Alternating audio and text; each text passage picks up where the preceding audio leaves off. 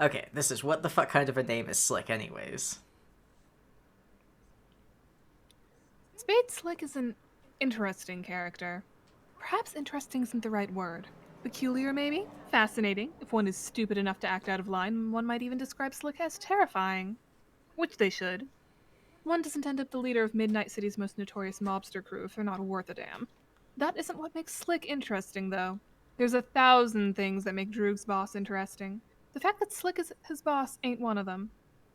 There was a rumor a long time ago about a broad who worked in some bullshit office. Last week, someone claimed it was true, around yelling about how this JN fellow used to do some real work back in the day, and he knew where she'd disappeared to. Incidentally, last week, that guy also got into his car after work, and it blew up. JN, whoever that was, doesn't exist. Slick has made damn sure everyone knows that whoever she was, she's a legend. Some bullshit fuck all story you tell around the water cooler because your brain ain't got enough ventilation and hasn't yet gotten a few knifings to the head to adjust that. Anyone knows about JN is either dead or knows better. Even Deuce, who's more bomb savvy than he is people savvy, knows better. Granted, that's implying Deuce ain't smart. Deuce is smart in the kind of way nobody else could pull off. And the kind no one else can pull off the shit he pulls, and nobody has the technical know-how to make the type of explosives he makes. He's not so well versed in keeping track of social convention and conversations. Brain's so focused on formulas and ideas and new explosions to test, things slip right past him, in one ear and out the other. That's not the point. The point is that even Deuce, who verbally steps on people's toes because he doesn't realize their toes were there in the first place, doesn't bring her up. Slick gets a lot of shit for a lot of reasons. Some of it, Droog thinks, is warranted. Last week, Boxcars crossed his arms in this barely amused way that he does and asked if Slick was done having a bitch fit in front of the bacon. Seriously. He said, "You're squealing more than the bacon was when I picked the hog up fresh." Slick responded, as Slick usually does, with expletives and threats of bodily harm. Boxcar's got a knife in his forearm. The man shrugged it off, confiscated the knife until someone learns to quit bitching, and then practically forced Slick to sit down and eat. Some people, really fucking stupid people, think they've earned the right to mouth off and give Slick shit. Droog thinks it's real funny when they do. Mostly because they think that it'll help their case. Fuck you, the asshole from the week prior might have spat. You can't tell me what the fuck to do. Oh, but I can, and I will. Slick had hummed, grinned sadistic as one clawed finger traced the edge of a blade that, moments prior, had been inside this guy who claimed he still knew what JN was. Oh, right. Coincidentally, before the earlier guy got in his car and it exploded, Droog, Boxcars, and Slick all paid the bastard a visit. Not Deuce, though. Deuce was busy. Specifically, Deuce was busy finalizing a new bomb he'd been working on perfecting all week, per Slick. The type of bomb that works real well if, say, you wanted to blow someone's car up. Shame he wasn't there to witness their little chat, but everyone knows how finalizing a new project works. You gotta set it up and test the damn thing. Before the guy had mysteriously blown up in his car, though, there was that little chat.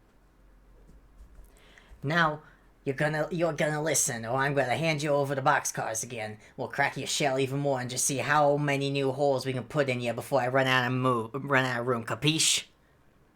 Droog doesn't snicker at the fear on the man's face. He does think about it, though, as he takes a drag on his cigarette, considers laughing at the way his expression falls to pieces, rough bravado gone. Very good. Slick continues. A thin knife gets twisted through dexterous fingers. Slick is an artist, after all. His boss's brush of choice is a blade, and this man is on the verge of being Slick's new masterpiece. Now, you're gonna forget all about whoever the fuck JN is.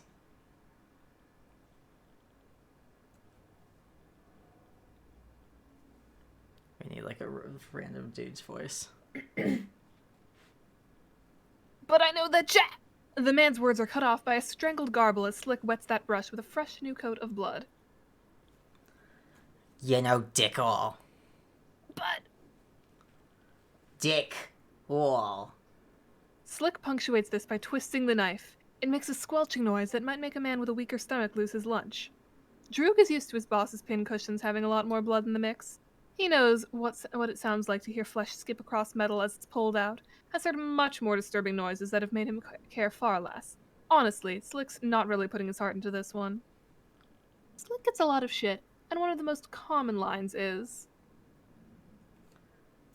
What the fuck kind of name is Slick, anyways? My name, you fuck. Real feminine name you got going on. Slick ain't no lady's name. Ladies don't Ladies don't go. Oh, that's.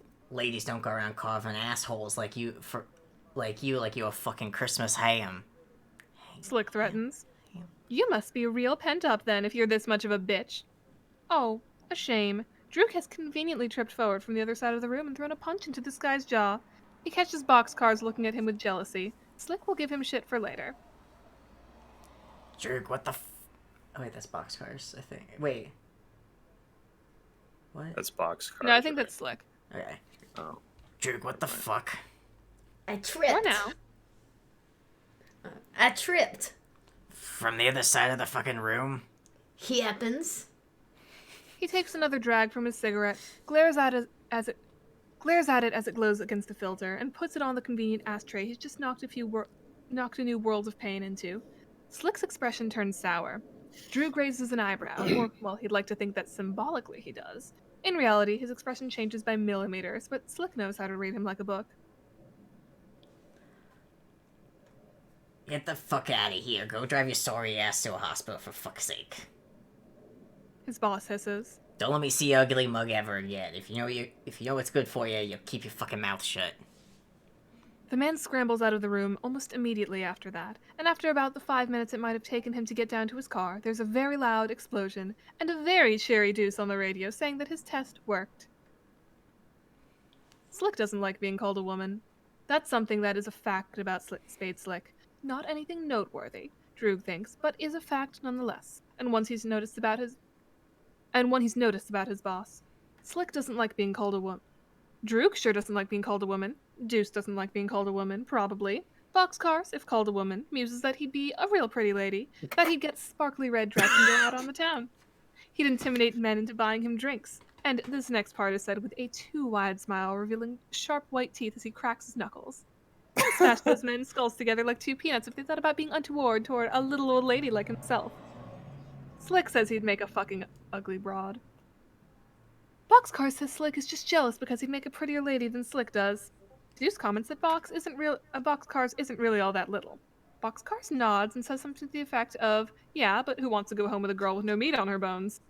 Deuce is then promptly confused because you're not supposed to go home with bones unless they're the bones inside of you. This effectively kills the conversation, but only because Boxcars is way too enthusiastic about explaining the type of meat on bones he's talking about, and neither Slick nor Droog want to hear his voice dip that low, with such a wolfish smirk on his face as he goes into detail. Nobody calls Slick a lady, because Slick is about as feminine as a rock.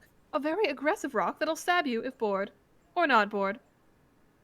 Slick is about as feminine as a knife. That's a better anthology. If you had to describe Slick as a lady, though, there would be no way to do it justice.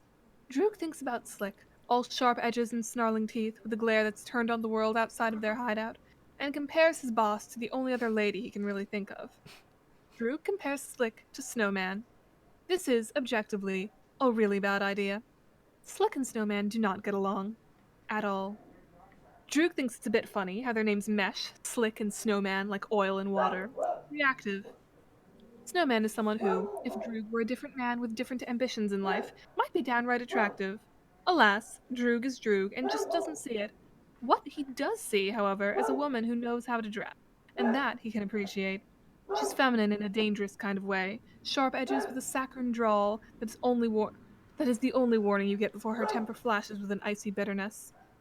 In those regards, look at the woman that is Slick's mortal enemy / occasional hate ship and see a damn lady. She's a lady in the way that Slick could be. Slick is not a lady, though. As previously stated, Slick is all snarling teeth. A white button up with splotches of red because someone's blood splattered particularly enthusiastically. A messy black suit jacket that probably came from a clearance rack, dirty and missing part of a sleeve. Outside of work clothes, Slick is oversized clothing that somehow makes Midnight City's most dangerous mobster even tinier. When it comes to formal wear, Slick insists that Droog not even fucking bother. Slick has people who do clothes, and while Droog might think to be offended, he never is.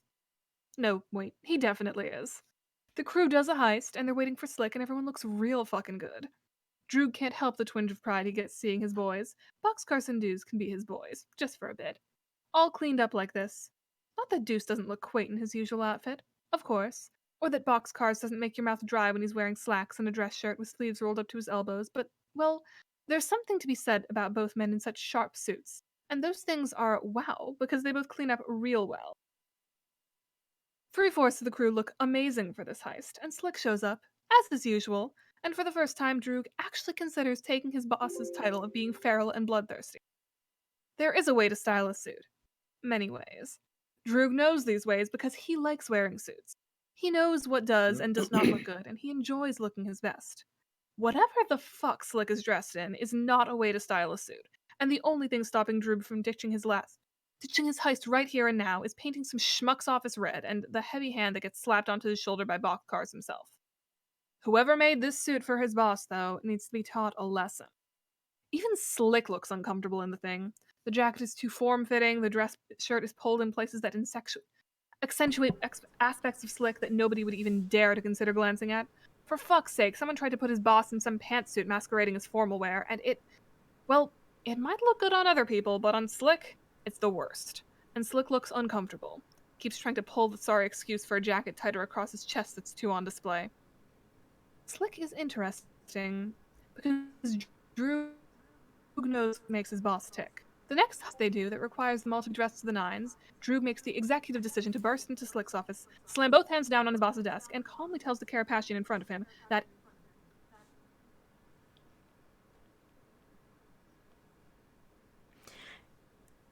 Wait, who's... this is Droog. This Droog, okay.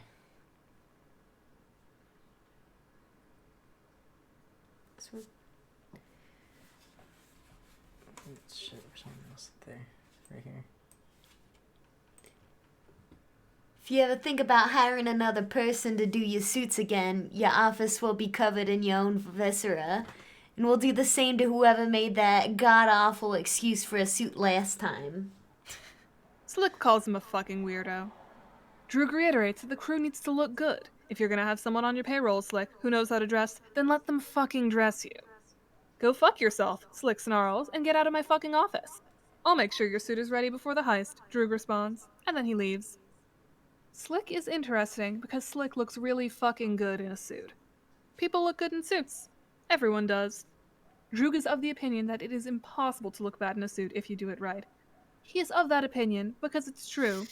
That opinion has a hidden asterisk, though, and that asterisk says not everyone looks fucking stunning in suits. Because not everyone takes the time to figure out what works for them beyond buying a suit and wearing it. Slick, however, looks fucking stunning in suits. Droog knows that because Slick walks out of the bathroom in the new suit for the first time, comes into the same room with mirrors set up, where Droog is waiting, sleeves cuffed 3/4 of the way down on his arms, a measuring tape draped across his neck, and pins held between his lips, and he almost inhales one of the needles as his boss walks in. Droog knows suits, and he knows Slick, and he knows how Slick should look in a suit, and this is how Slick should look. Sure, the measurements are a bit off because Slick wasn't going to stand and get measured by anyone, least of all his right-hand man, so Droog had to eyeball a few measurements, but what's there is, well, his boss looks really damn good in suits. Wait,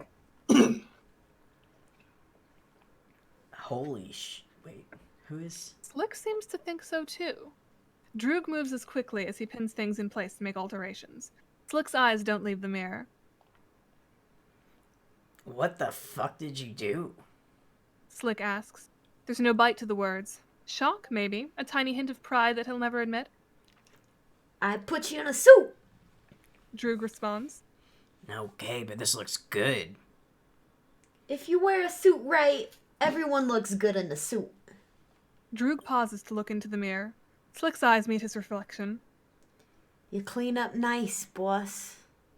Yeah, well, of course I fucking do. I'm Spades fucking Slick. That you are. He lets Slick eye himself in the mirror for a bit, writes down a few things in a notepad, watches. The problem with people who see Slick is that they don't see Slick in the first place. Not really. The suit he has his boss in, this is the type of suit Slick should be in. Should have always been in. There's a lot that goes unsaid. Slick is not one for feeling stalks, and if he were, Droog would be convinced someone had replaced him. That being said, Droog is no idiot. He has eyes that can see things and half a brain for putting shit together. Anyone who's spent long enough around Slick knows exactly how Slick should be Slick. And it's in a suit that's purposefully cut to smooth down the silhouette it houses into something that any woman who's got personal stake in how she looks would hate. Slick isn't a woman, though, despite what first appearances might make one believe. Slick being a woman? Shit, next someone's gonna be telling Droog that some broad with the initials JN used to be his boss. That's bullshit, though, because JN never existed. And if she did, she's dead. Slick's always been his boss. Does Slick look like a broad? Course not. Just look at the guy in this fucking suit.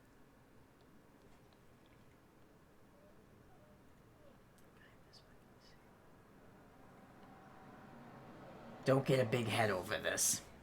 Slick warns. Thanks. Of course, boss.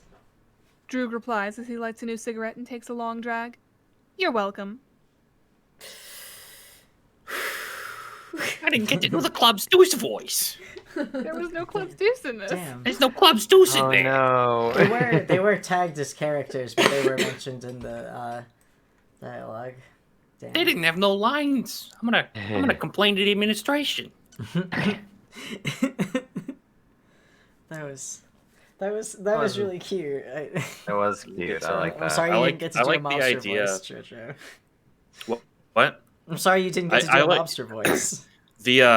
The Club's Deuce and Hearts boxcars are like, you know, the Rocksteady and Bebop, like you know what I'm talking about, the mobster They duo are, who's yeah. incompetent, like the Mhm. Buzz and Delete characters, where one of them's big and one of them's small, and they're like, "Oh, okay, boss, sure thing, boss." And then the boss is like, "If I have to do something, you got to do it yourself," and then he shoves him aside, like conks him on the head. Yeah. Yeah, exactly that. We tied him up Alrighty. just like you asked, boss.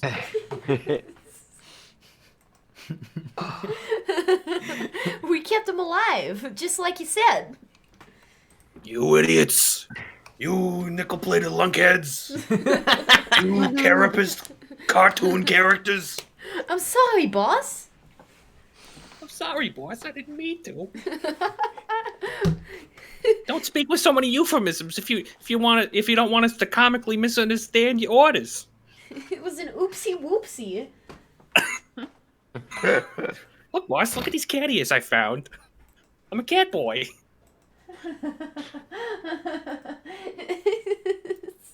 Yeah, boss, I'm a cat boy as well.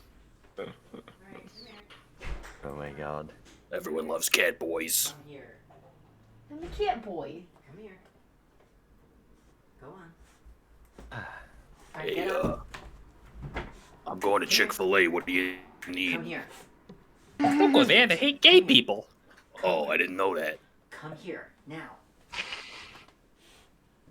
Tate. Tate, go.